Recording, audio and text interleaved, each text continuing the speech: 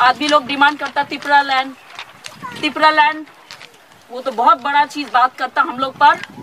हर चीज संभव नहीं होता है, हम लोग त्रिपुरा को और ज्यादा विवाद नहीं कर सकते हैं।